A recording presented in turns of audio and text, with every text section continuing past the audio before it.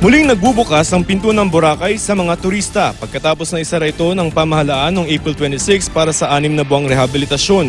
Sa White Beach, pinagbawal na ang mga struktura sa Eastman Zone. Sa bayan, tuloy-tuloy ang pagsisemento ng daan. May mga bahaging sementado na pero hindi pa rin nakakadaan ang mga sasakyan. Sa Jetty Port sa Katiklan, nagbabalikan na ang mga manggagawa. Ipinapatawag na sila ng kanilang mga pinagtatrabahuhang mga establishmento. Nagsasubmit po yung kumpanya po ng lahat ng list ng mga empleyado nila. Nagsasubmit po sila sa DILG po sa aprobahan po yun nila and then re-refer po sa peso.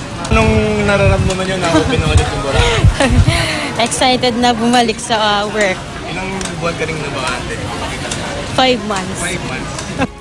Sa latag ng Boracay Interagency Task Force sa Katiklan Port, sasalain ng mga turista kung may kumpirmadong booking sa mga accredited hotels. For verification, sir.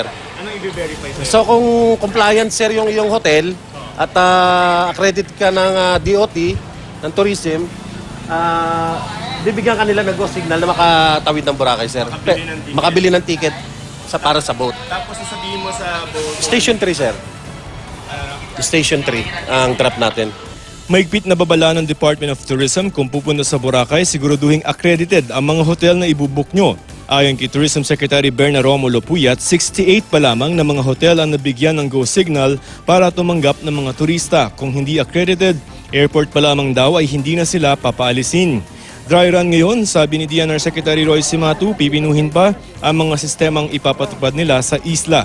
Makikita nila pagbabago aside from the quality of the water at saka yung mga wala ng mga basura diyan ay yung the way yung mga sasakyan ay we expect na all electric vehicles na sa eventually sa main road. We expect na magpapasok pa rin yung mga local tourists effective siguro Monday or Tuesday. Pasok na rin sila diyan. So we will really open it and we will be very happy to watch them swimming already. Joseph Morong, GMA News.